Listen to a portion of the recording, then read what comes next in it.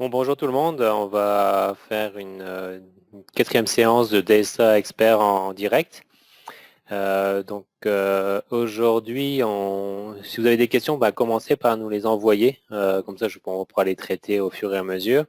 Je vous rappelle un peu l'objectif de ces séances de DSA Expert en direct, c'est de faire une solution d'accompagnement, donc vous aider pour utiliser le nouveau DSA élevé. Qui s'appelle aussi 19.3, 19.4 ou DSA Expert. Donc là, je vous encourage à me poser des questions ou à nous envoyer des questions au service, au soutien technique. Justement, s'il y a des choses qui vous embêtent dans le DSA élevé que vous n'êtes pas capable de faire ou que vous trouvez des choses bizarres, donc là, on pourra discuter à ce moment-là puis voir s'il y a une solution rapide à votre problème. Si pendant la formation, vous voulez poser des questions, n'hésitez pas à nous demander la parole, et, soit en posant une question dans la partie questions ou dans la partie chat. Donc à ce moment-là, je pourrais vous donner la parole ou je pourrais lire votre question puis y répondre en fonction. Donc aujourd'hui, là pour l'instant il n'y a toujours pas de questions. Donc aujourd'hui, si il n'y a pas de questions personnalisées, je vais aborder des petits sujets, donc les raisons d'examen. Aussi regarder pour les paramètres dans les sélecteurs et les préférences du logiciel. Et ensuite, si on a un peu de temps, on regardera les mémos puis les notes de travail.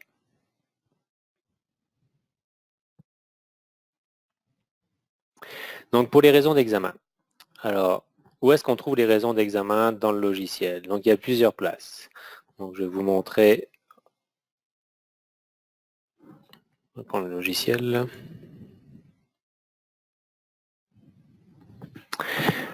Donc tout d'abord, sur la roulette de régie, on peut voir les raisons d'examen des animaux. Donc par exemple, si je sélectionne un animal, on voit par exemple la 102, qu'est-ce qu'il y a à faire sur elle aujourd'hui. Donc un Bovichild postpartum, puis un metri check.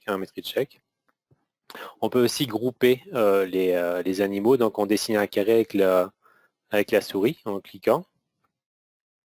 Puis là, on voit tous les animaux ici. Oups, j'étais un peu trop vite. Donc là, une fois qu'on a dessiné le carré, vous voyez que tous ces animaux-là, la 129, 42, 32, 48 et 124, ont comme raison d'examen pour aujourd'hui un oestrus. Si on regarde ici les vaches qui ont été saillies, bon, elles, on va plus aller voir la gestation. Donc là, ici, toutes ces vaches qui sont là, il y aura des diagnostics de gestation à faire. Et il y a aussi d'autres raisons. Donc là, on voit par exemple la 26, c'est aussi les cellules somatiques qui sont élevées au dernier contrôle.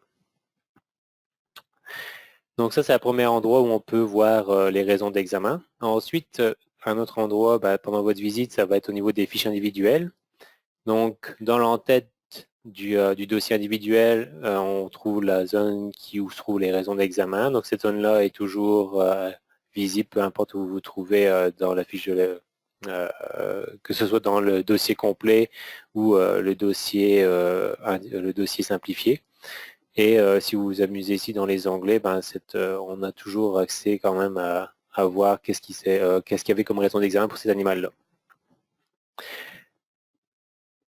Ensuite, pour visualiser aussi les raisons d'examen, on peut aussi sortir des listes de raisons d'examen. Donc, tant qu'on est dans le fichier ici de dossier individuel, on peut alors cliquer sur liste et puis ça va nous lister l'ensemble des raisons d'examen pour le troupeau aujourd'hui.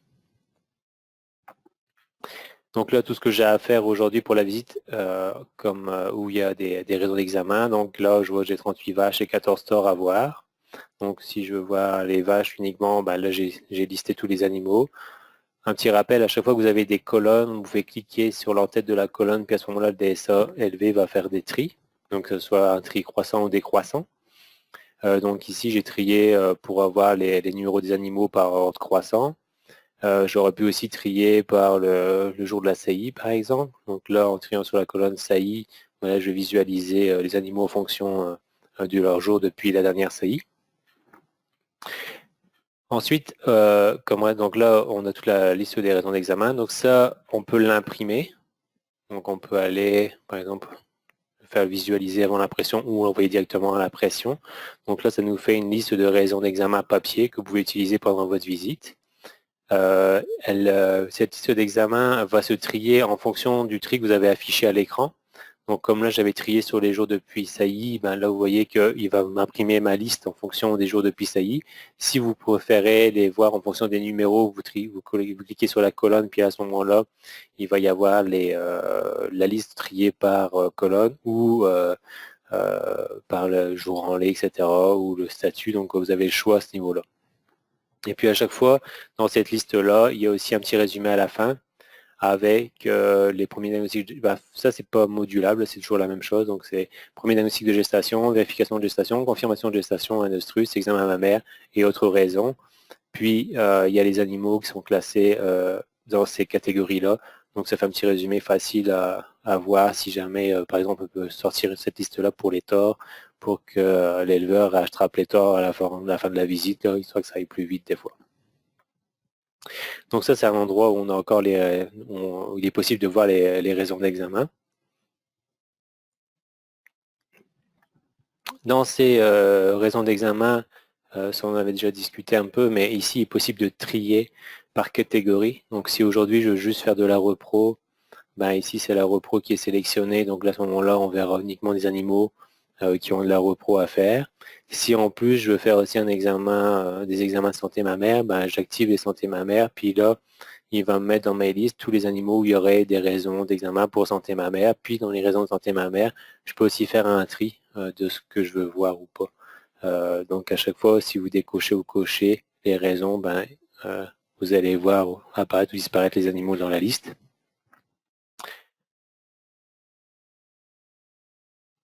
Même chose maintenant, une autre façon de voir les raisons d'examen, c'est la liste, comme on avait la liste pour le producteur, pas le producteur, mais la liste des examens à faire, comme dans l'ancien DSA. Donc, il se trouve dans le rapport liste des examens. Puis ici, on peut sélectionner au départ, avant d'imprimer, ce qu'on veut faire aujourd'hui. Donc, si on veut faire juste de la repro, on sélectionne repro. Si on veut faire mammaire, ben on sélectionne en plus mammaire. Puis, une fois qu'on a sélectionné les listes des examens qu'on veut voir aujourd'hui, donc là, pareil, vous pouvez le visualiser avant de l'impression. Donc, on fait visualiser.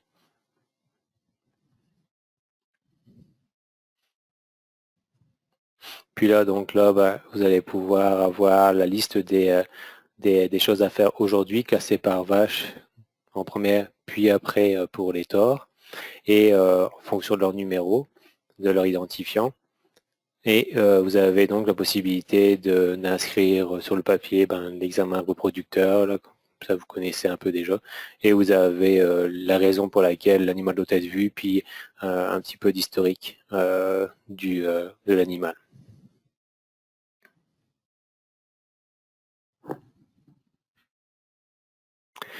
Donc là, maintenant qu'on a vu où trouver les raisons d'examen, donc on va voir d'où viennent ces raisons d'examen. Donc il y a plusieurs sources. Première source, ce sont les sélecteurs. Donc ça, on va regarder ça. La deuxième source, c'est les actes de régie. Donc ça, on en a déjà discuté. Donc quand on crée un acte de régie, si on prend par exemple l'animal ici 62, donc elle a un bovishield postpartum et un metri check, ce sont deux actes de régie qui ont été créés. Donc les actes de régie que vous créez qui ont été activés pour les voir dans les raisons d'examen. Donc un petit rappel, quand on va dans les outils planification d'actes de régie, quand vous créez un acte de régie, si vous voulez le voir dans les raisons d'examen, il faut cocher la case raison d'examen. Le nombre de jours d'affichage maximal, c'est une fois que l'animal, en fonction des paramètres qui ont été mis, a dépassé, par exemple ici, l'animal a passé 45 jours en lait, on a la possibilité de le voir ou pas. Donc, si on ne met pas de jour d'affichage et que l'animal n'a pas eu de metri check, l'examen vaginal après 45 jours à lait, à ce moment-là, il va disparaître. Si on veut quand même le voir un peu plus que les 45 jours en lait qu'on avait indiqué, donc là, par exemple, ici, il est indiqué 15, donc là, ça voudrait dire que l'animal va être vu jusqu'à finalement 60 jours en lait. Donc là, c'est à vous de voir un peu comment arranger vos actes de régie. Donc, ça aurait très bien pu fonctionner de mettre de 28 à 60 et de mettre 0, ne rien mettre ici pour ne pas avoir d'animal pour que les animaux soient vus entre 28 et 60 jours en les points final. Donc ça revient à peu près à la même chose que de mettre 28 à 45 et de l'afficher 15 jours.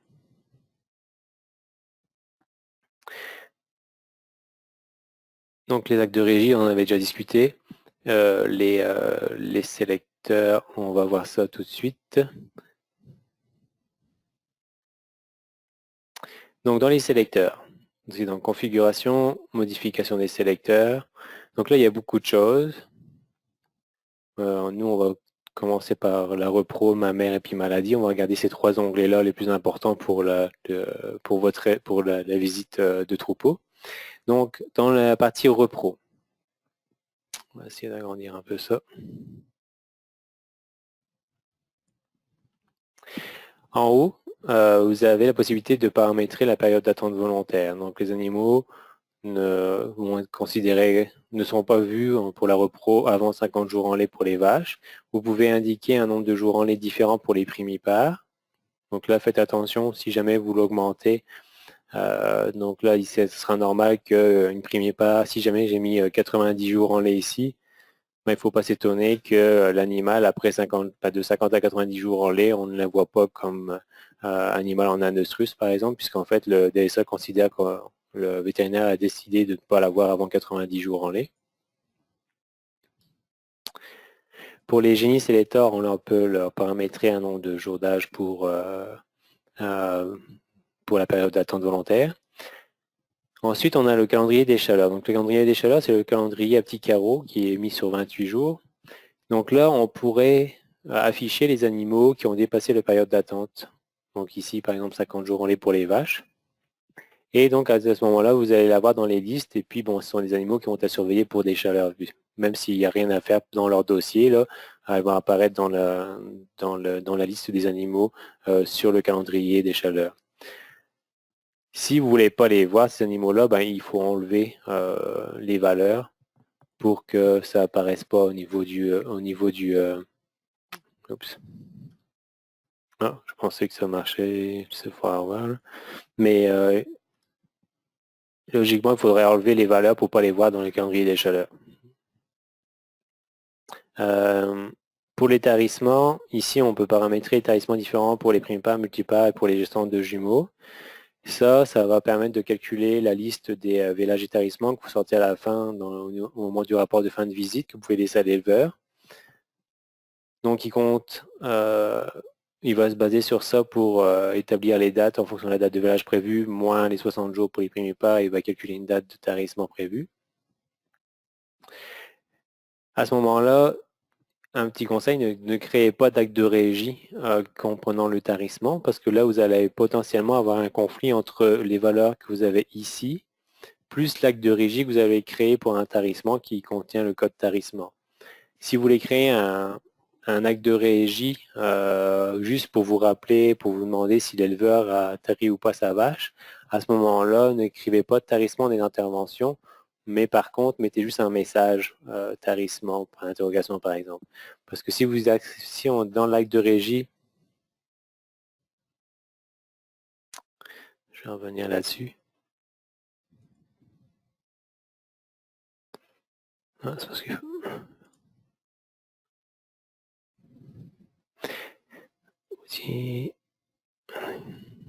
Parce que si dans les actes de régie... Oups, pardon.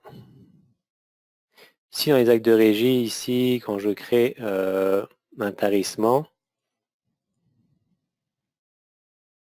donc un acte de régie avec l'intervention de tarissement, les valeurs que je vais lui donner ici vont interférer potentiellement avec les valeurs qui auront été mises dans les sélecteurs si ce ne sont pas les mêmes finalement. Donc méfiez-vous pour ça parce qu'ici on ne peut pas mettre de valeurs différentes pour les primipares, les multipares et les gestants de jumeaux par exemple. Donc ne créez pas d'acte de régie qui pourrait influencer finalement votre liste de tarissement et vélage.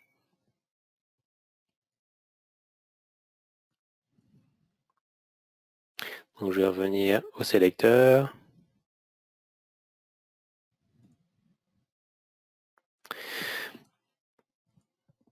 Donc là, c'est la première partie. Ensuite, la deuxième partie, on a toutes les raisons d'examen pour les raisons de repro. Donc là, si vous voulez faire un trig, vous voulez faire le minimum au niveau repro, ce que vous pouvez faire, c'est de retirer toutes les valeurs, parce qu'une fois que la valeur n'est pas indiquée, c'est considéré que c'est pas fait. Puis à chaque truc, vous regardez est-ce que ça m'intéresse de le faire ou pas, et puis qu'est-ce que je mets comme paramètre. Donc par exemple, les retards de vélage, est-ce que je veux les voir ou pas? Donc là, si vous mettez une valeur de jour, il va vous indiquer toutes les vaches qui ont un retard de valeur, qui ont un retard de vélage, qui ont dépassé 10 jours. Si ces animaux-là, je ne veux pas les voir, ben, j'enlève le 10, à ce moment-là, je ne les verrai pas comme raison d'examen. Ensuite, là, on va peut-être passer un peu, parce qu'il y a pas mal de petites choses qui sont peut-être pas forcément utiles. Donc là, il y a l'examen utérin postpartum. Mais c'est un examen EXR, donc c'est pas un examen vaginal. L'examen vaginal, c'est celui du dessous. Donc vous n'êtes pas obligé de vous créer un examen vaginal pour en acte de régie, par exemple. Vous pourriez ici mettre un acte au niveau des sélecteurs, un examen vaginal. Donc là, par exemple, si je veux voir les animaux qui ont plus que 28 jours en lait, par exemple, pour leur examen vaginal, ben, je pourrais l'indiquer ici. Et je ne suis pas obligé de me créer un acte de régie pour ça.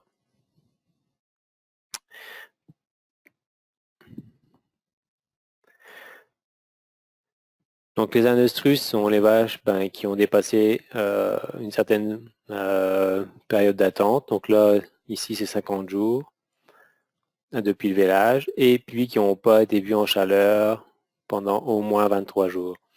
Donc là, si donc là, c'est un exemple qui a été mis dans le dossier. Si les animaux, vous savez que les chaleurs ne sont pas indiquées par l'éleveur ou quoi que ce soit, puis que vous ne voulez pas les voir, les vaches en anostrus, parce que ça vous manque il vous manque des données, là, puis que vous allez en avoir plein de vaches en anostrus, même chose, donc il suffit juste de supprimer les valeurs, puis à ce moment-là, les vaches, il n'y aura pas de raison d'examen pour vaches en anostrus qui seront calculées.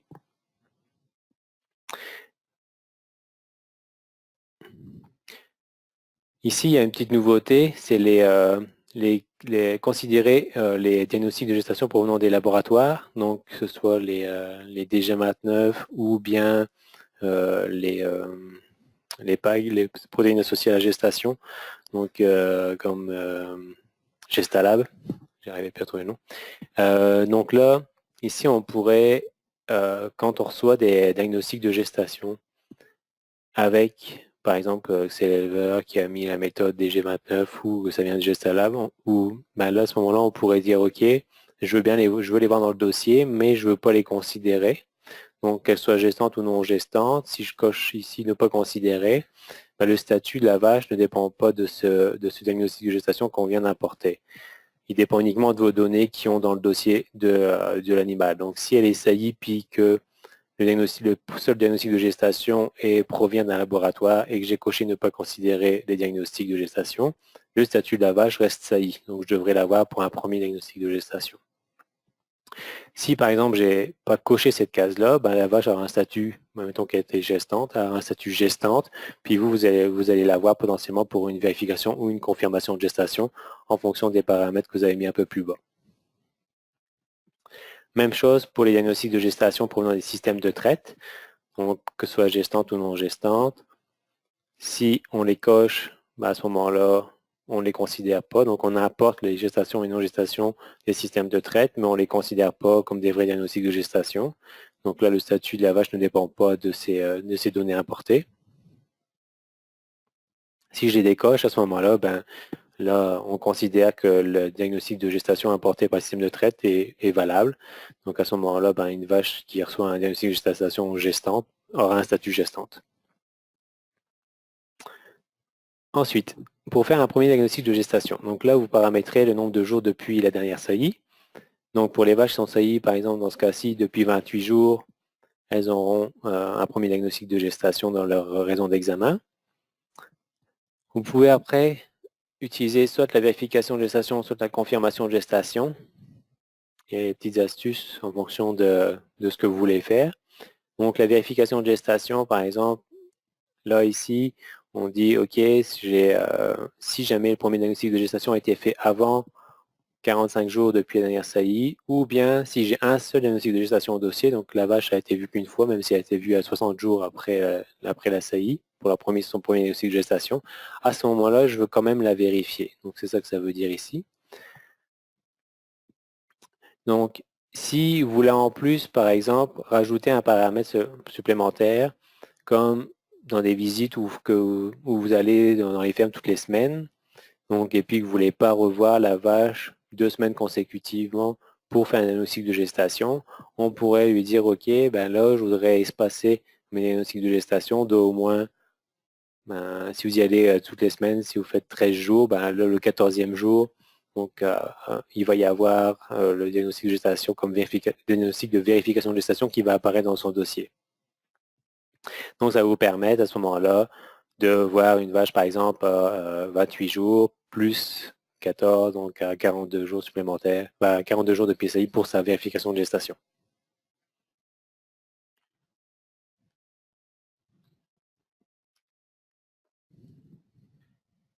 Ensuite,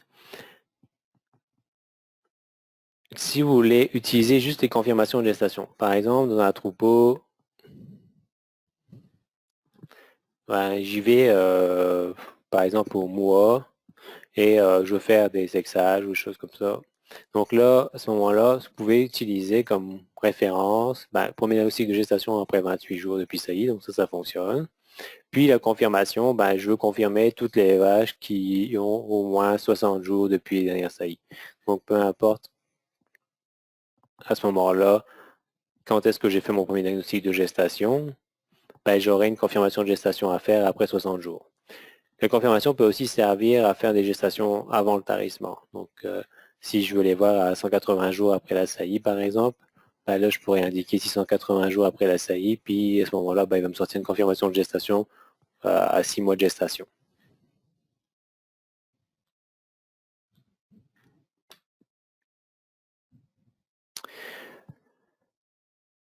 Bon, ensuite les petits autres paramètres, donc les cycles anormaux, ça, vous pouvez indiquer si vous voulez qu'il y ait 2 chaleurs ou saillies sur une période entre 4 et 21 jours. Donc là, il va vous indiquer comme une raison d'examen cycle anormal.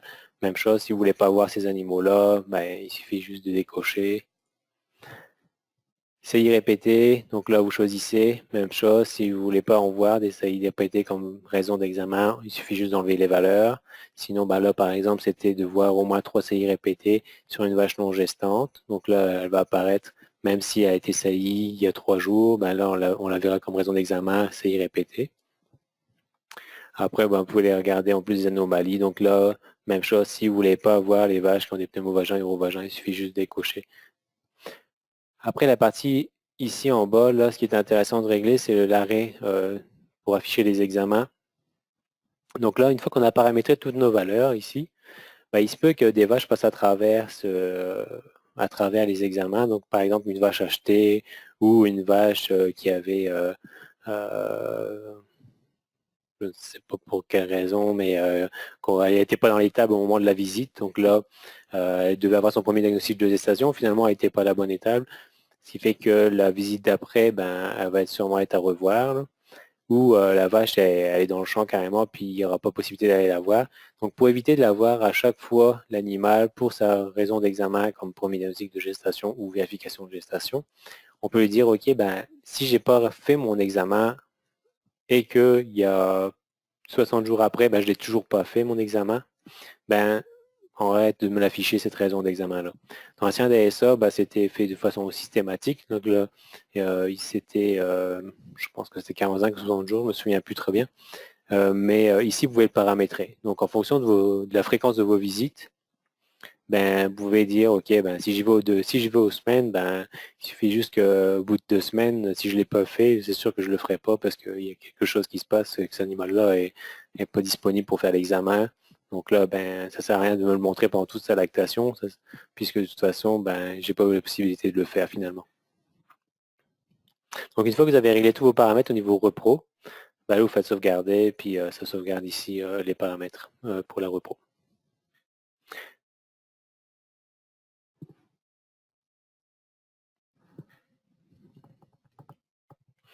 Ensuite, on va aller voir la partie mammaire. Donc là, les sélecteurs au niveau mammaire, on a pareil un jour de maximal d'affichage pour les raisons, qui est différent de la repro. Donc là, ça pourrait être pour la repro toutes les 2 semaines, et pour les mammaires, là ici, c'était 28 jours par exemple.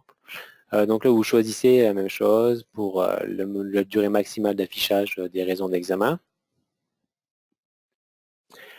Ici, la partie mammaire est assez complète, un peu comme la repro, elle est très détaillée. Donc, même système que pour la repro, si on ne veut pas les voir, soit on décoche, soit on ne met aucune valeur dans les carrés. À ce moment-là, il ne sera pas calculé. Là, ici, quand vous posez la question, la raison d'examen pour santé intervention, par exemple, MAMIT, qu'est-ce que c'est? Qu'est-ce que ça inclut MAMIT? Quand il y a un petit point d'interrogation, il suffit juste de passer avec la souris sur le point d'interrogation. Puis là apparaît en fait pourquoi, elle a un peu une petite explication à quoi correspond ce mot-là. Donc là, MAMIT, c'est tous les MAMIT de grade 1, 2, 3, garant granuleuse, toxique et MAMIT aigu. Même chose ici pour les autres problèmes mammaires. Qu'est-ce que ça inclut? Ça inclut Cartier-Tari, du sang dans le lait ou sténose du tréon, par exemple. Parce que c'est les 3 raisons pour lesquelles vous pourriez avoir une raison d'examen supplémentaire. Donc, si vous ne voulez pas les voir, ces raisons-là, il suffit juste de les décocher. L'infusion mammaire sans mamite inscrite, à quoi ça correspond? Ça veut dire que si, par exemple, vous importez des données de l'éleveur, puis qui utilise des données, qui met des infusions intramammaires de non-tarissement, dans les dossiers individuels des animaux et qu'il n'y a pas de code mamite dans les 10 jours précédant le code infusion mammaire, à ce moment-là, il va y avoir une raison d'examen indiquant OK, l'animal a reçu une infusion intramammaire, mais elle n'avait pas de code mamite. Ce qui fait que c'est peut-être un animal qu'il faudrait voir parce que il a mis soit un traitement supplémentaire parce qu'elle a fait une rechute, ou alors c'est parce que ça dure un petit peu longtemps là, comme mamite et que ça vaudrait peut-être la peine de checker pour voir si tout va bien. Pour l'intervalle, ici, si vous préférez mettre 14 jours, à la place de 10, vous pouvez indiquer 14 jours, là, par exemple. Ensuite, on va passer maintenant au paramétrage des raisons en fonction des contrôles laitiers ou des systèmes de traite. Donc là, on peut utiliser, comme on va utiliser les cellules somatiques comme référence, on peut lui indiquer au DSA d'utiliser des CCS consécutifs si ils sont inclus dans un certain range, donc de 0 à 45 jours. Donc là, à ce moment-là, si le contrôle laitier, il est fait aux 6 mois, par exemple, ça va peut-être faire 60 jours entre 2 contrôles, il ne pourra pas utiliser des CCS qui ont plus que 45 jours pour faire les analyses, donc il ne fera pas d'analyse finalement sur la comparaison entre 2 CCS. Par contre, il pourra toujours utiliser le dernier CCS, puisqu'en fait, il ne compare pas les deux CCS, par exemple, consécutifs.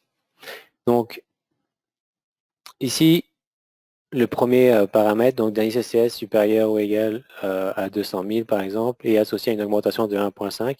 Donc là, il est obligé d'avoir 2 CCS qui respectent le paramètre qu'on a indiqué plus haut, donc qui est moins 45 jours entre les 2 CCS consécutifs.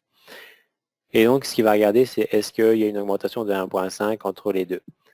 Donc là, c'est assez simple, c'est un facteur 1,5. Donc, si la vache avait eu le CCS précédent 200 000, 1,5, ça veut dire que c'est 200 000 fois 1,5, donc on est à 300 000 cellules somatiques. Donc, si l'animal a eu le précédent 200 000 et que cette fois-ci est à 350 000, là, à ce moment-là, elle va ressortir comme animal à voir en raison d'examen avec une cellule somatique augmentée.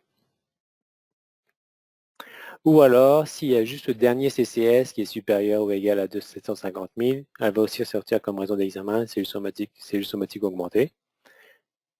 Ici, on peut dire aussi, peu importe les 2 derniers CCS. Si les 2 derniers CCS sont supérieurs ou égaux à 200 000, elle apparaîtra aussi à la fois comme raison d'examen pour des cellules somatiques augmentées. Donc, vous avez la possibilité ici de choisir ou d'intégrer tout ça. Donc, par exemple, si je veux juste la première condition puis que je ne veux pas les autres, j'ai juste à décocher les autres. Ou si ce qui m'intéresse, c'est juste le dernier CCS puis que je ne veux pas qu'il y ait de comparaison entre les deux ou des CCS consécutifs, ben, là, je vais juste décocher les autres puis garder juste le dernier CCS. Donc, c'est à vous de voir un peu ce que vous voulez faire au niveau de la santé mammaire dans votre troupeau. Dans ces raisons-là, il est possible d'exclure des vaches des raisons d'examen. Donc ici, on peut dire, OK, les vaches qui ont une santé du pie Staph aureus. On peut aussi ajouter une autre santé du pie. Donc, par exemple, Escherichia coli ou Klebsiella. Donc, tous les vaches qui ont soit Staph aureus comme dernière santé du pie, soit Klebsiella dans la dernière santé du pie, ben à ce moment-là, même si elles correspondent aux critères qu'on a indiqués plus haut, elles ne seront pas à voir comme vaches pendant la visite, puisqu'on les a exclues à ce niveau-là. Donc là, on a vu les paramètres généraux au niveau des cellules somatiques. Maintenant, si vous voulez appliquer des paramètres différents pour les premières lactations, c'est le carré suivant qui est à compléter. Si vous ne voulez pas faire de différence entre les premières lactations et lactation 2 et plus, il suffit juste de décocher cette partie-là, puis à ce moment-là, ben, on n'en tiendra pas compte pour les premières lactations auront exactement les mêmes paramètres que les autres lactations. Ce qui est différent dans les premières lactations, par exemple, c'est ici le premier CCS après vélage. Si ça vous intéresse de le voir, ben à ce moment-là, vous pouvez lui indiquer, OK, si le premier CCS après le vélage est supérieur à 100 000, de voir cet animal-là ou 150 000. Cette partie-là n'est pas, cette option-là n'est pas dans la partie générale, en fait. Donc, elle s'applique uniquement aux premières lactations. Ça, c'est la différence entre au niveau des paramétrages. Sinon, le reste fonctionne exactement de la même façon que ce qu'on vient de voir avec les vaches. Une autre une autre raison d'examen disponible dans la partie mammaire, c'est la guérison possible. Donc, comment ça marche? C'est que pour d'abord, il faut identifier une santé du pie. Donc, par exemple, une vache Staph aureus.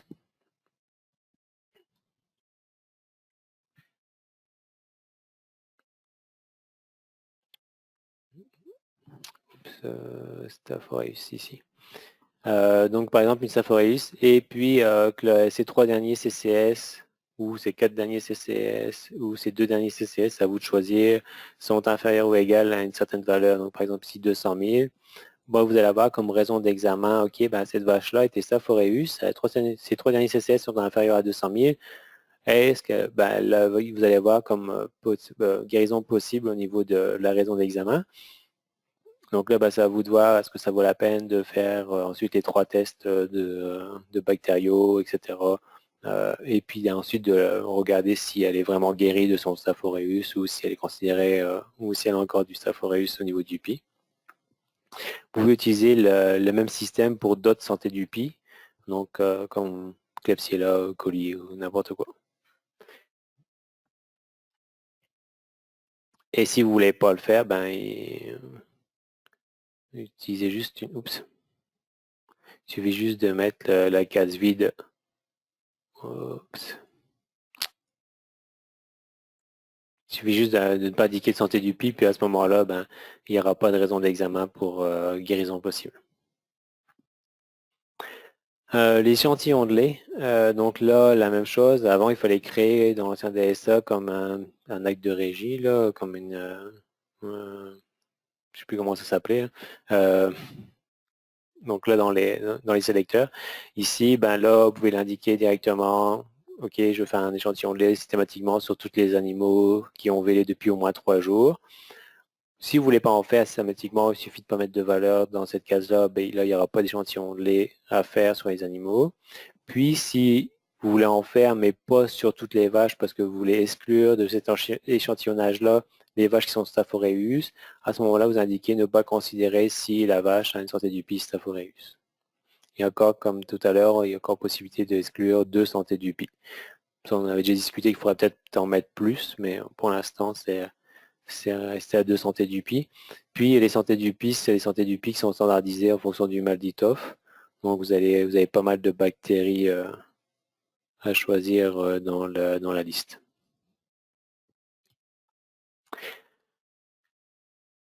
Une autre raison d'examen, c'est la contribution réservoir. Donc là, le DSA va calculer automatiquement. Donc, vous pouvez créer un inventaire si vous voulez voir les vaches qui contribuent le plus aux cellules somatiques, aux réservoirs, aux cellules somatiques du réservoir. Donc, ça, on l'avait déjà vu, le générateur d'inventaire. Mais ça peut être aussi comme une raison d'examen pendant votre visite. Donc là, on peut indiquer pour les animaux, si jamais, donc là, ici, il y a une petite, une petite recommandation. Donc, les troupeaux qui sont inférieurs à 100 vaches en lactation, ben, ce qui était recommandé, c'est de voir des animaux qui participent pour 5% ou plus au niveau, au niveau des cellules somatiques du réservoir. Pour les troupeaux qui ont plus que 100 vaches en lactation, ce serait 2%. Mais vous avez le choix dans la liste de 5, 10 et 20% pour la contribution au réservoir. Donc ici, par exemple, là, c'est 5%. Donc toutes les vaches qui contribuent pour au moins 5% aux cellules somatiques du réservoir, elles vont apparaître comme raison d'examen. Vous allez voir contribution, puis X%. Vous allez voir sa vraie valeur. Même chose, si vous ne voulez pas voir les Staph aureus, ben là, il suffit de les exclure. Donc en sélectionnant Staph aureus dans les santé du pied à exclure. Une fois que vous avez réglé tout ça, ben, vous venez en fait de régler les sélecteurs pour les raisons d'examen pour la santé mammaire.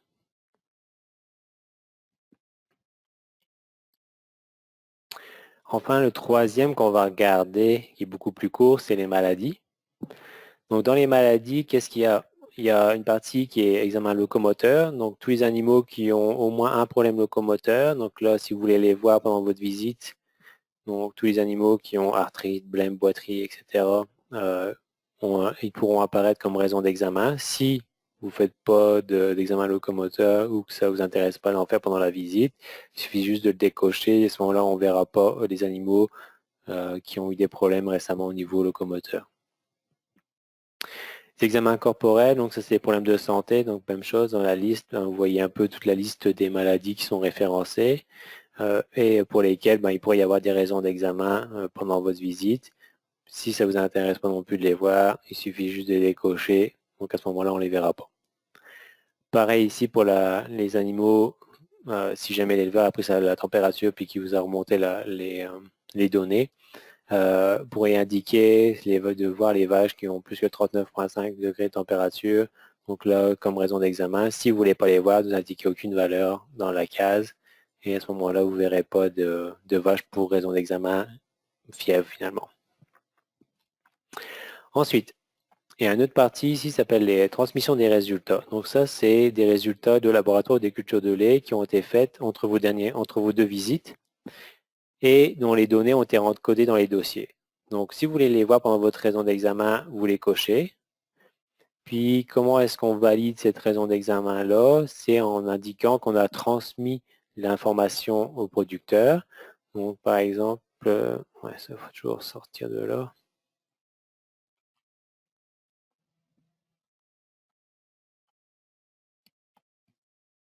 Oups, j'ai oublié de fermer ça. Donc là, pour dire au producteur que vous avez transmis l'information, donc je vous rappelle, le contrôle et var espace quand vous êtes sur la ligne de saisie, ça vous permet d'avoir accès au dictionnaire. On peut commencer à taper les mots, puis il va vous indiquer, il va vous amener dans la liste en fonction des lettres que vous avez commencé à taper, ou vous avez une recherche ici. Donc si je veux mettre transmis par exemple, donc là vous voyez que il y a transmission des résultats de laboratoire qui est le code TRL. Donc ça veut dire que le code a été transmis. Donc si vous avez une raison d'examen laboratoire, à ce moment-là, vous indiquez TRL, puis la raison d'examen va disparaître.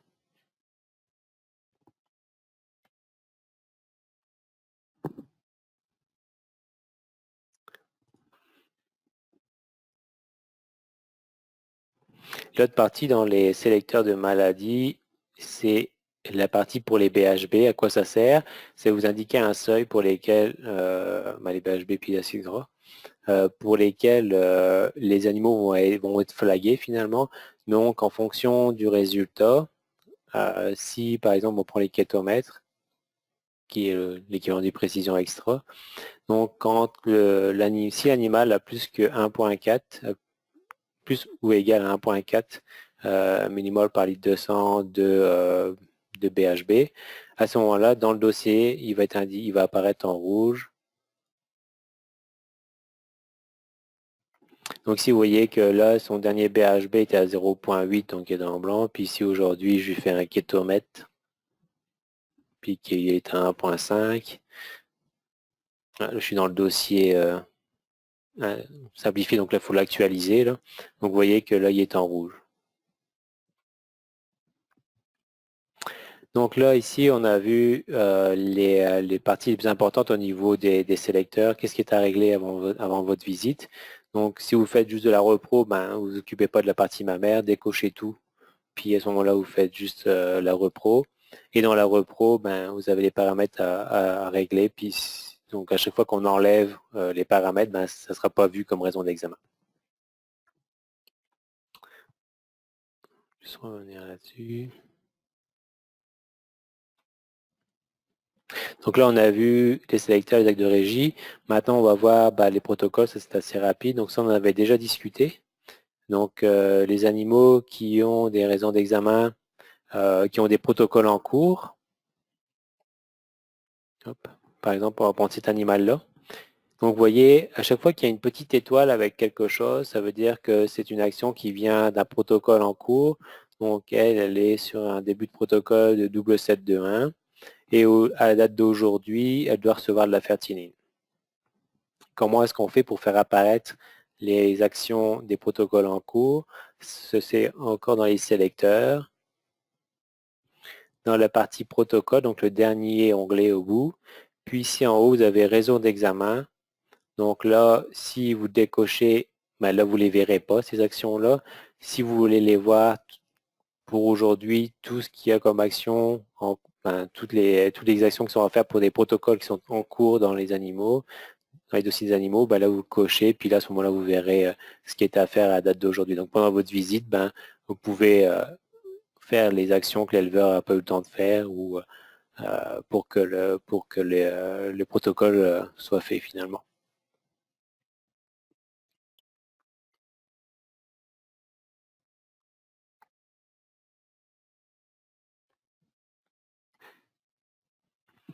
Donc maintenant, il y a des petites choses aussi au niveau des préférences. Donc là, tout ce qui était sélecteur, ce qu'on vient de voir, c'est attribué au troupeau. Donc là, ce que vous inscrivez ici au niveau des sélecteurs repro, mammaire, etc., ça va être enregistré dans le troupeau qui est ouvert actuellement. Donc une fois qu'on a fait sauvegarder, il sauvegarde les données pour ce troupeau-ci. Si vous voulez appliquer les mêmes paramètres des sélecteurs, donc vous faites exporter et puis à ce moment-là, vous pouvez les importer vous pouvez réimporter ce fichier-là en faisant importer. Donc, je vais vous l'exporter où vous voulez. Là. Vous l'avez enregistré. Puis donc là, vous voyez que ce qui va être exporté, c'est les parties les plus importantes, donc repro, mammaire et maladie. Ce qu'on avait vu tout à l'heure. Donc ça, ces paramètres-là vous pouvez ensuite réimporter ces paramètres-là en faisant importer, puis en allant chercher ce fichier-là dans d'autres troupeaux, par exemple, s'ils ont exactement les mêmes caractéristiques. Et donc ça, c'est important, ces données-là sont par troupeau. Ensuite, ce qu'on va voir maintenant, ce sont les préférences. Les préférences, c'est les préférences d'utilisateur. Donc lui, c'est le logiciel. Donc lui, il s'applique à tous les troupeaux que vous allez ouvrir avec ce logiciel-là. Donc par exemple, ici, le format de date. On voit qu'il est en année, mois, jour. Donc moi, si je veux travailler en jour, mois, année, il faut que je le mette en jour, mois, année. Puis tous les troupeaux que je vais ouvrir avec ce logiciel-là, il va se mettre en jour, mois, année. Quand vous faites un changement de format de date comme ça, quand vous allez faire sauvegarder, il va vous dire OK, il faut redémarrer le logiciel parce que lui, il faut qu'il transforme toutes les dates. Donc, il ne se fait pas automatiquement, ce qui fait que là, il faudrait que je ferme le logiciel et que je le réouvre afin d'appliquer le changement de date. Ça, c'est juste cette partie-là qui est un peu embêtante pour ça. Ensuite, en haut, là, vous avez des sécurités, des backups de sécurité. Donc là, je vous conseille de les laisser parce que oui, ça ralentit un petit peu le logiciel. Donc là, quand on fait une backup avant l'importation, mais en même temps, si jamais il plante pendant l'importation ou que vous vous êtes trompé, vous avez importé le mauvais troupeau, le mauvais fichier dans le mauvais troupeau, ben, vous êtes possible à ce moment-là d'aller rechercher un backup avant l'importation du fichier. Donc, laissez-le cocher, moi je vous le conseille. C'est pour ça que quand vous voyez, quand vous faites importer quelque chose, ben là vous avez comme une copie de sauvegarde qui se crée. Donc avant de commencer à faire l'importation, il fait une sauvegarde de tout ce qu'il y avait. Et, donc là, ben, c'est important de le garder. Ensuite, vous avez aussi un backup automatique lors de la fermeture du troupeau. Donc, quand vous allez ouvrir pour le logiciel, quand vous faites changer de troupeau ou fermer le logiciel, ben, pareil, vous allez voir, il y a un petit laps de temps, mais cette partie-là, c'est pour copier votre troupeau complet dans un dossier séparé. Donc, il fait comme vous avez comme 2 fois la version du troupeau dans 2 dossiers différents. Donc, c'est utile. Si jamais ça plante, ben là, on est capable d'aller rechercher la version du troupeau avant la fermeture du logiciel. Donc, c'est 2 parties qui sont c'est 2 parties qui ralentissent peut-être un peu le logiciel, mais qui sont quand même importantes à garder, je pense, pour la sécurité que ça apporte. Par défaut, ici, il va y avoir un nombre de copies maximales qu'il va garder en mémoire. Donc là, c'est 10. Donc dans le dossier des backups, il va en garder maximum 10. Donc à chaque fois que vous allez ouvrir, fermer ce troupeau-là, ben, il va enregistrer un backup. Puis arrivé au 11e, ben, il va écraser le plus ancien, puis il va enregistrer. En fait, c'est chose. Donc le plus ancien va s'effacer pour le plus récent, finalement. Ici, dans cette partie préférence-là, pour ceux qui utilisent l'application mobile, ben, c'est là que vous allez trouver le code à mettre dans les paramètres de l'application mobile pour communiquer par Internet avec le logiciel. Donc, pour faire des transferts de fichiers entre le logiciel et l'application mobile, c'est à cet endroit, c'est là que vous allez trouver le code. Donc, c'est important de le savoir. Ici, ben, c'est la centralisation des données. Je ne rentrerai pas là-dessus. Il y avait déjà eu un webinaire là-dessus avant, je pense que c'était l'année dernière. Mais on pourra en discuter si vous voulez. Dans les entrées de données, donc quand vous faites l'entrée individuelle, donc là vous avez le choix, pareil, la liste chronologique ou anti-chronologique pour les événements. Donc soit vous allez voir la naissance qui est tout en haut du dossier, ou vous allez voir la naissance qui est proche de la ligne de saisie. Si vous voulez revenir à la date du jour après chaque entrée de données, donc par exemple vous avez mis des données dans le passé, puis que vous voulez qu'à chaque fois que vous allez rentrer une nouvelle donnée, il se met automatiquement la date du jour, ben, il faut cocher cette case-là. Sinon, ben, des fois, il pourrait y avoir des problèmes d'erreur du genre, ben, j'ai corrigé une donnée il y a 2 semaines, puis aujourd'hui, ben, j'ai pas fait attention, mais j'ai laissé la date d'il y a 2 semaines. Le logiciel va garder la date d'il y a 2 semaines, donc vous allez rentrer des données à la date d'aujourd'hui, mais c'était à la date d'il y a 2 semaines. Donc, c'est ça qui est un peu embêtant. Donc, c'est à vous de voir si vous préférez revenir à la date du jour après chaque entrée de données ou si ben, vous êtes assez assidu pour vérifier avant d'entrer la donnée que vous êtes bien à la date du jour.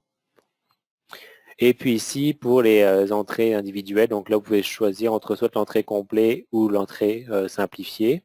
Donc là, ben, c'est quand vous allez faire le raccourci clavier Alt plus E, ou bien que vous allez cliquer sur l'entrée ici en haut, l'onglet en haut, entrée. Ben là, par défaut, ici, c'est l'entrée simplifiée qui apparaît, donc il n'y a pas le graphique, etc. On peut passer quand même d'un dossier à l'autre en faisant ici avec le dossier complet en bas.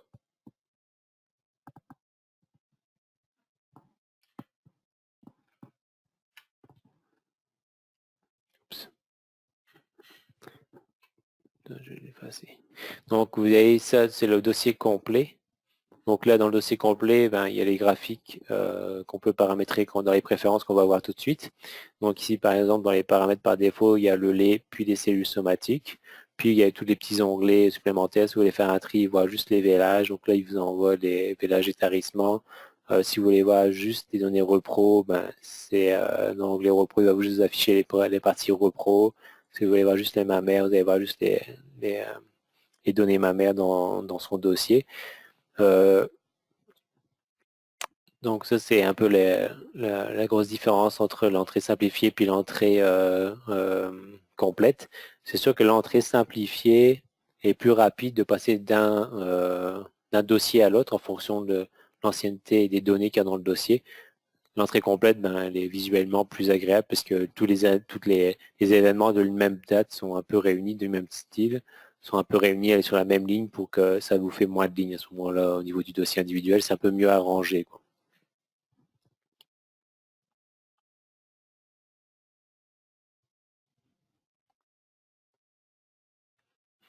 Donc là, maintenant ici, dans la partie personnalisation de l'affichage, ce qu'on voit dans l'entrée complète, dans le dossier complet, en haut, le petit graphique, par défaut, c'est ici que ça se paramètre.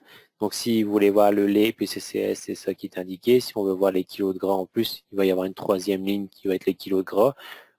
Donc là, c'est sûr que plus vous allez avoir de lignes, moins ça va être lisible sur le petit graphique.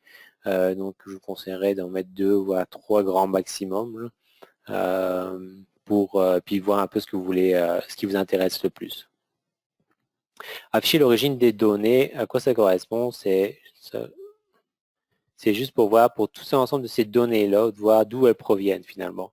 Donc vous avez le poids, l'état de chair, les débuts de lactation et vélage, les entrées de troupeau, sorties de troupeau, saillie, puis cette gestation.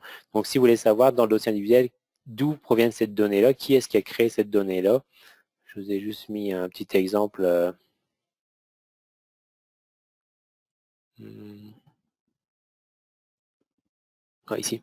Donc là, par exemple, là, je vous ai pris un dossier où on peut voir, donc le vélage vient du DSALP. Ici, la CI fécondante est téléchargée par le DSALP.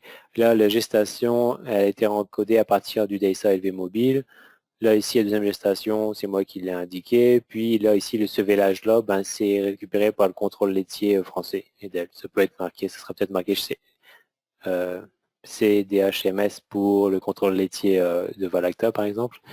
Donc là, ici, bah, c'est comme ça vous allez voir dans vos dossiers d'où proviennent les données.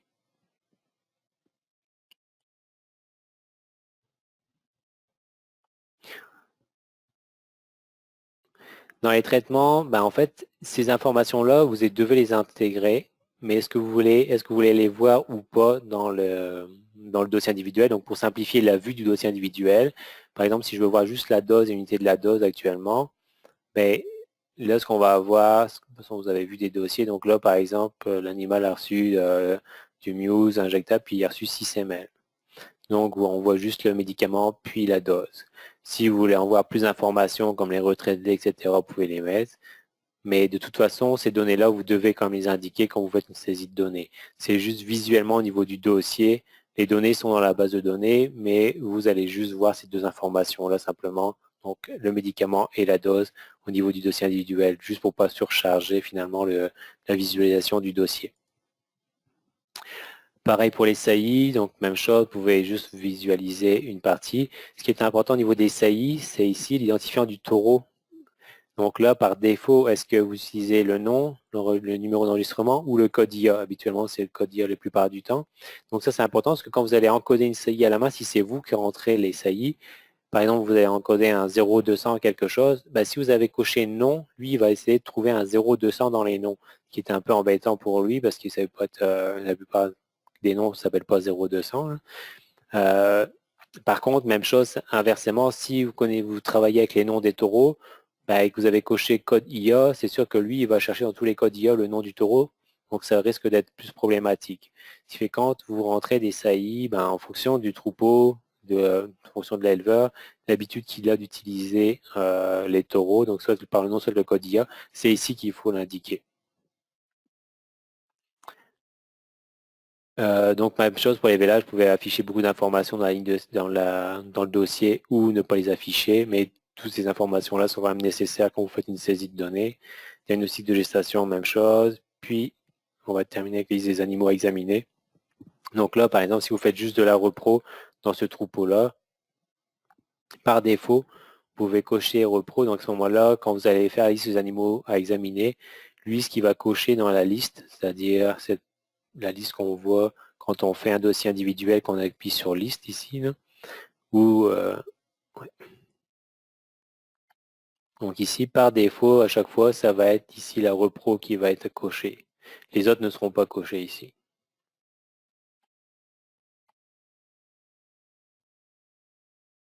Donc voilà à quoi ça correspond au niveau des préférences.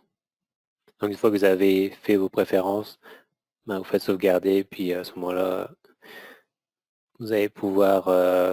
oups, il y a des choses là, c'est la liste qui est ouverte derrière qui me bloque. Ça. Donc fait sauvegarder quitter. J'ai vu que je l'avais ouvert en deux. Voilà, hop, sauvegarder quitter. Donc là, on a vu les sélecteurs et les préférences. Donc c'est sûr que ça fait beaucoup de choses, mais il faut les régler avant de commencer votre suivi de troupeau parce que ça va potentiellement vous aider, un pour votre raison d'examen, puis de deux pour au niveau du fonctionnement du logiciel. Si vous avez l'habitude de travailler en jour, mois, année, par exemple, ben, c'est peut-être embêtant d'avoir toujours l'année, mois, jour qui s'affiche là, donc vous allez pouvoir le régler maintenant.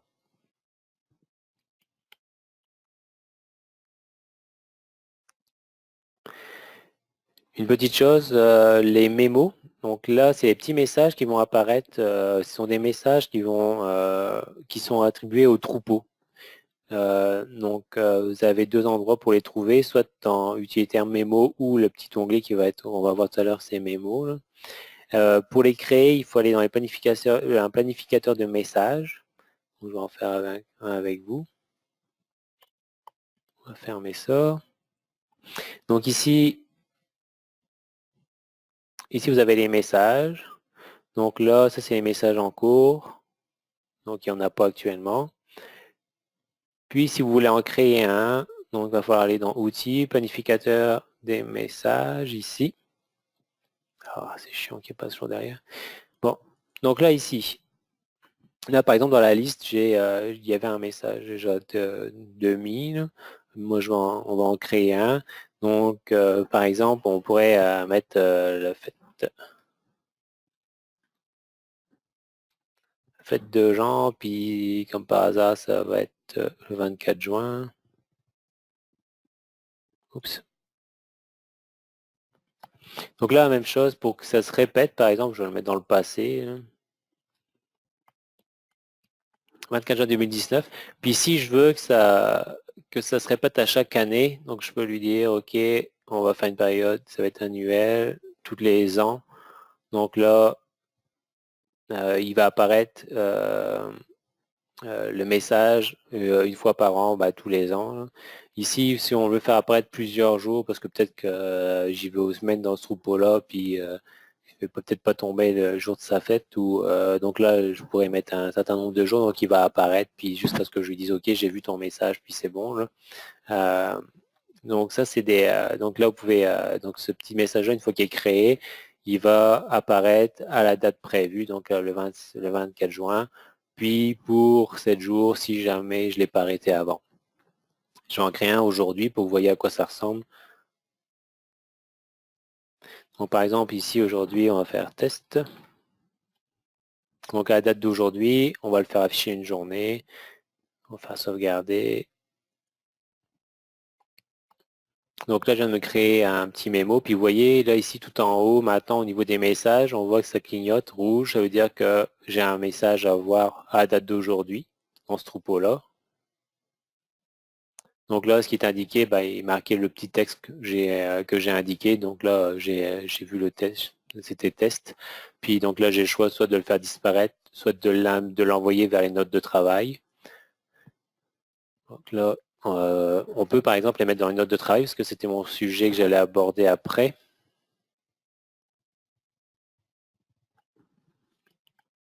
Bon, là, j'ai une question. Donc, peut-on voir les cellules somatiques et la production de lactation précédente dans le dossier complet? Oui, dans le dossier complet, je vais vous montrer ça. On va prendre une vache qui est déjà plus avancée en lait. Donc là, dans le dossier complet, ici, vous avez la lactation actuelle en haut.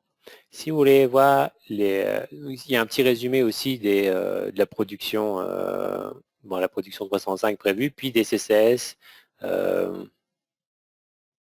Ici, là, si j'ai... Ah, c'est une première lactation. Ok, je vais peut-être en prendre une deuxième, parce que c'est pour ça que ça ne marche pas. Je vais juste avoir des premières lactations.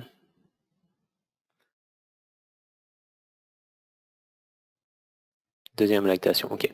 Donc là, ça c'est une deuxième lactation. Donc on voit ici dans le dossier complet, vous pouvez voir la production 305 et aussi on a les cellules somatiques précédents moyens, puis les cellules somatiques moyens de cette lactation-ci. Donc, elle est à 13 000 de cellules somatiques pour la lactation actuelle de cellules somatiques qui est à 19 000 la lactation précédente. Puis si vous voulez voir la production, ces courbes de production à elles, on va dans l'onglet production. Puis ici, vous avez la possibilité de choisir les lactations. Donc là, il y a la 2, mais on peut aussi mettre la 1 en plus. Donc là, vous allez voir sa première lactation, le lait et les cellules somatiques. Vous pouvez aussi regarder les kilos de gras, par exemple. Donc là, vous voyez, c'est kilos de gras à sa première lactation, puis c'est kilos de gras à sa deuxième lactation. Donc, si elle a 5 lactations, vous allez voir les unes derrière les autres, finalement. Donc, vous allez pouvoir voir les données, voir un peu comment ça évolue pour cette vache-là. Donc, c'est dans l'onglet production. Puis là, vous indiquez les valeurs que vous voulez voir au niveau de la production, les composantes de production que vous voulez voir, puis aussi la lactation que vous voulez voir. Donc, si vous voulez voir juste la deuxième ou juste la première, il suffit juste de cocher ou décocher les lactations qu'on veut voir. Puis associé à ça, il y a toujours pour chaque graphique, je vais en profiter pour passer aux notes de travail. Pour chaque graphique, premièrement, il y a la possibilité d'avoir un tableau des valeurs. Donc, si vous voulez voir à quoi correspondent les valeurs de relais réels et CCS pour la lactation 2, pour la lactation 1 et puis pour toutes les valeurs d'un coup, donc en fonction de trier par date, vous avez la possibilité de les avoir en valeur numérique. Et au niveau des graphiques, on peut aussi les envoyer, par exemple, dans les notes de travail. Donc, c'est ici, on fait prévisualiser avant de les envoyer dans les notes de travail. Donc là, il nous sort un fichier PDF et donc c'est le graphique qu'on vient de voir. Puis on peut inclure un commentaire. Donc si on inclut un commentaire, on peut lui mettre... Oups. Ah, il n'est pas activé.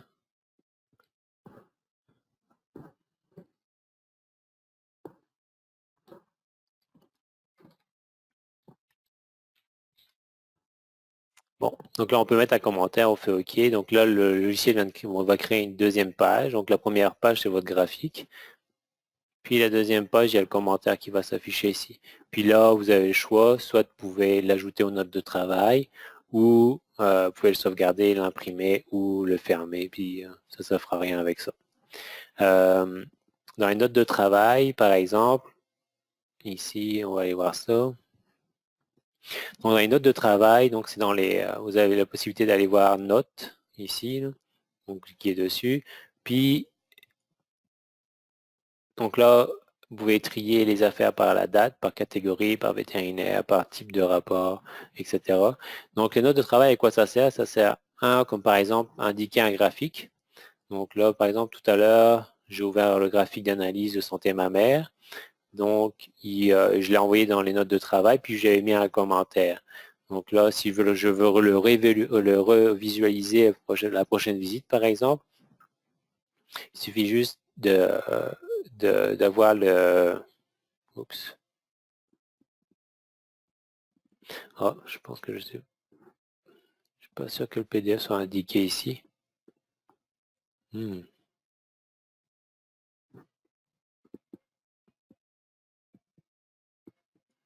Bon, sur l'ordinateur ici, il y a un problème. Je ne sais pas pourquoi est-ce qu'il ne veut pas me l'afficher. On va juste réessayer.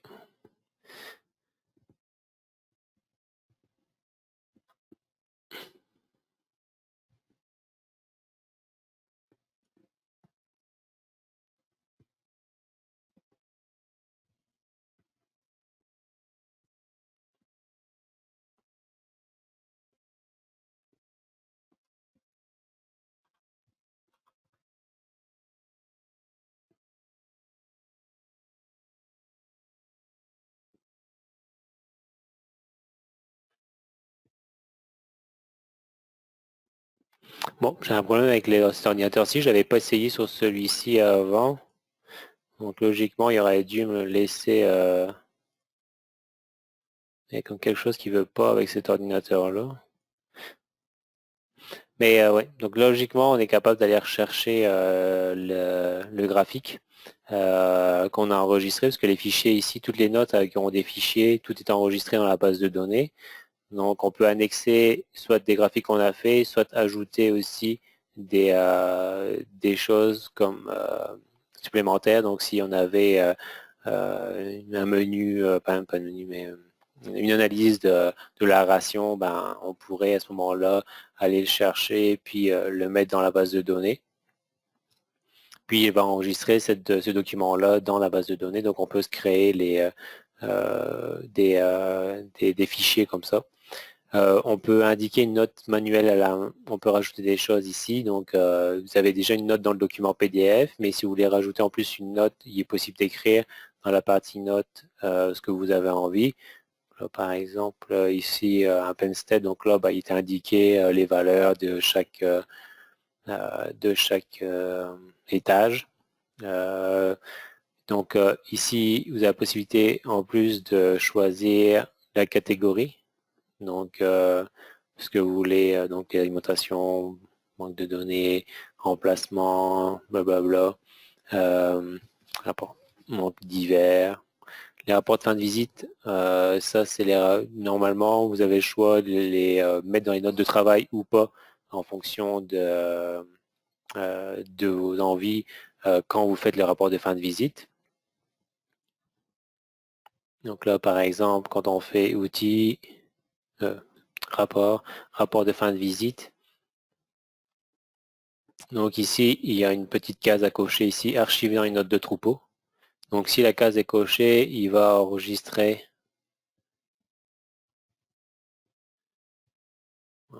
Même s'il n'y a pas de données aujourd'hui, je vais faire à partir du 29. Donc dès que je génère en fait le rapport de fin de visite, à partir du moment où la case est cochée, ce qu'il va faire, c'est que là, il va me créer mon rapport de fin de visite. Et dans les notes de travail, il a enregistré, il m'a créé une nouvelle tâche qui s'appelle rapport de fin de visite. Puis donc il a annexé le dossier rapport de fin de visite qui est ici en PDF. Même chose, je pourrais rajouter des notes si je veux rajouter en plus des choses au rapport de fin de visite qui a été enregistré. Donc ça me permet d'avoir un historique des fichiers et de pouvoir les réutiliser ensuite. Ces fichiers-là sont transmis par le sync aussi.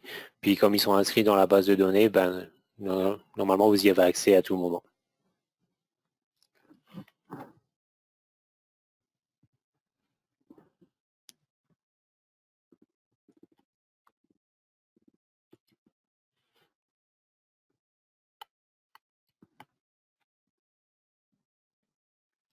Donc voilà. Donc là, pour aujourd'hui, j'ai fait le tour des sujets que je voulais vous montrer. Là, si vous avez des sujets bien précis dont vous voulez qu'on parle, donc n'hésitez pas à nous contacter au soutien technique, donc à info@dshhr.ca. N'importe quelle question, là, ça peut être ou n'importe quel sujet, donc n'hésitez pas à nous envoyer ça. On avait d'abord discuté de faire des séances juste pour le mois de janvier. Je pense qu'on va en refaire une quand même la semaine prochaine. Donc j'attends vos questions et vos commentaires si vous voulez qu'on discute d'un sujet en particulier pour la semaine prochaine. Sinon, ben, je vais vous retrouver de petites astuces, de petits trucs à vous montrer. Donc j'espère que ça vous a aidé. Puis je vous souhaite une bonne soirée.